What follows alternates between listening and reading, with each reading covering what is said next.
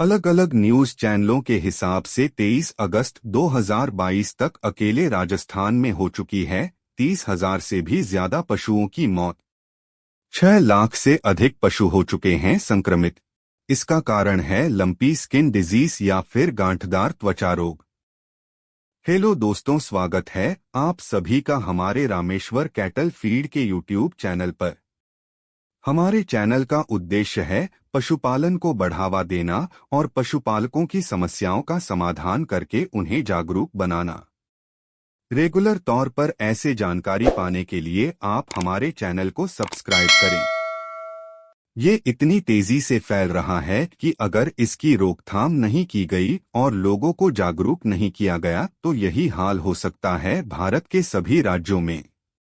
तो आइए इसके बारे में पूरा विस्तार से समझते हैं एक पशुपालक और डॉक्टर की मदद से। दोस्तों, अगर आप पशुपालक नहीं हैं लेकिन किसी भी तौर से पशुपालकों से जुड़े हुए हैं तो आप लोगों को यह वीडियो पूरा देखना चाहिए, और जो पशुपालक भाई इस वीडियो को देख रहे हैं वो पूरा देखें, क्योंकि गांठदार त्वचा रोग एक बहुत ही खतरनाक बीमारी है और आपको इसके बारे में पूरी जानकारी होना बहुत जरूरी है। हम चर्चा करने वाले हैं लंपी स्किन डिजीज क्या है, इसके लक्षण, कैसे यह फैलता है, क्या रोगी पशु का दूध इस्तेमाल किया जा सकता है, क्या इंसानों में भी यह रोग फैल सकता है, पशुओं में इसका क्या प्रभाव होता है, इसका उपचार, इसकी रोकथाम कैसे करें, क्या अभी तक कोई वैक्सीन बना है, विशेष सावधानियां। अंत में हम जानेंगे कौन कौन से राज्यों में फैल चुका है और कितना प्रभाव डाल चुका है। इस वीडियो का उद्देश्य केवल लंपी स्किन डिजीज के बारे में जागरूकता फैलाना है। यह वीडियो किसी भी प्रकार की दवाई या इलाज को बढ़ावा नहीं देता। कृपया पशु चिकित्सक की सलाह लेकर ही इलाज चालू करें। लंपी स्किन डिजीज क्या है? लंपी स्किन डिजीज या एलएसडी एक वायरस जनित बीमारी है। यह कैप्रीपॉक्स नाम के वायरस के संक्रमण से पशु में होता है। इस बीमारी में पशु के पूरे शरीर में गांठ या गोटे बन जाते हैं जो कि 2 से 5 सेंटीमीटर तक बड़े हो सकते हैं। सही तरीके से उपचार और रोकथाम न करने की वजह से यह गोटे बड़े हो जाते हैं और इनमें मवाद और पानी भर जाता है। फिर यह टूटकर घाव का रूप ले लेते हैं। स्थिति बिगड़ने से इससे पशु की जान भी जा सकती है। यह रोग अधिकतर गांव में होता है, भैंसों में इसका असर बहुत कम दिखाई देता है। कहां से आया है यह रोग? इस रोग की उत्पत्ति विदेशों में हुई थी। भारत में यह सबसे पहले 2019 में उड़ीसा राज्य में पाया गया था। फिर अभी 2022 में कुछ ही महीनों में पूरे भारत में फैल गया। हम कैसे जानेंगे कि हमारी गाय को यह रोग हुआ है? इसके प्रमुख लक्षण है, पशु के शरीर में गांठदार फोड़े नजर आने लगते हैं, आंखों से पानी आना, पशु के शरीर का तापमान बढ़ जाता है और बुखार आ जाता है, मुंह से लार आना। जैसे ही आपको यह लक्षण दिखे तुरंत ही अपने पशु चिकित्सक से सलाह ले। इस बीमारी से पशु के शरीर पर क्या प्रभाव पड़ता है? पशु की रोग प्रतिरोधक क्षमता कम हो जाती है, शरीर पूरा कमजोर पड़ जाता है, खाना पानी बहुत कम कर देती है या फिर पूरा बंद ही कर देती है, दूध की मात्रा में बहुत तेजी से कमी आ जाती है, पैरों में सूजन आ जाने के कारण लंगड़ा कर चलती है, गाभिन गाय में बच्चा गिरने का खतरा बढ़ जाता है। अगर यह सभी स्थिति गंभीर हो जाती है तो पशु के मृत्यु का खतरा बढ़ जाता है। कैसे फैलता है यह रोग? मेरे किसान भाइयों, यह एक वायरस जनित रोग है, इसलिए बहुत ही आसानी से यह संक्रमण के द्वारा एक पशु से दूसरे पशु में फैलता है। इसके मुख्य माध्यम है मच्छर, मक्खी एवं अन्य कीड़े जो एक पशु से दूसरे में जाते हैं। इसके अलावा रोगी पशु के शरीर से निकले मल मूत्र, डिस्चार्ज और दूध भी जब दूसरे पशु के संपर्क में आते हैं तो भी संक्रमण फैल सकता है। इंजेक्ट करने के लिए इस्तेमाल की गई नीडल भी संक्रमण फैला सकती है।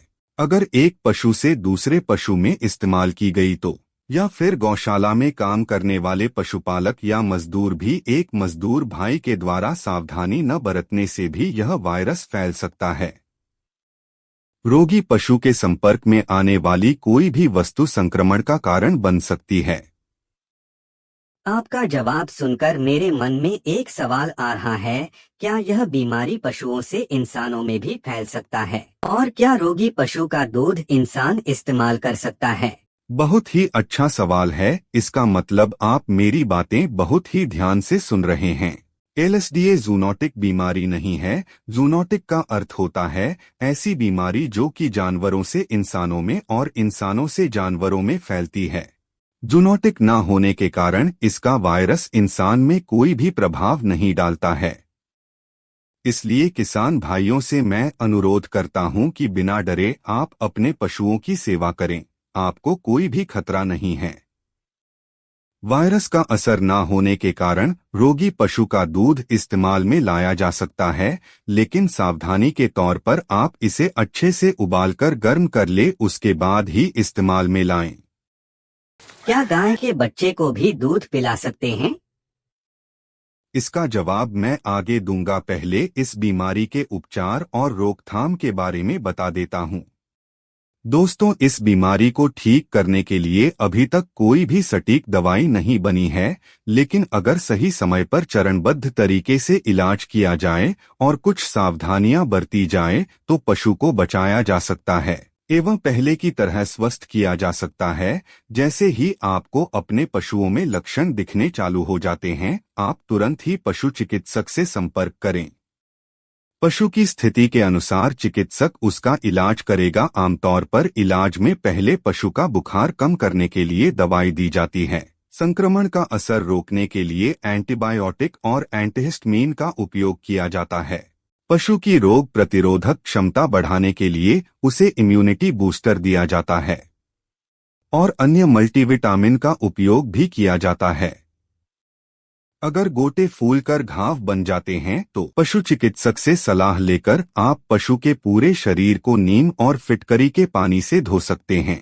फिर उसके घाव को लाल दवा पोटेशियम परमैंगनेट से धोकर उसमें दवाई लगा सकते हैं। किसान भाइयों, जितना ज्यादा और ध्यान से आप पशु की सेवा करेंगे, उतनी जल्दी से उसे ठीक कर सकते हैं। राहत वाली बात यह है कि अभी तक के डाटा से इस बीमारी की मृत्यु दर 10% से भी कम बताई जा रही है।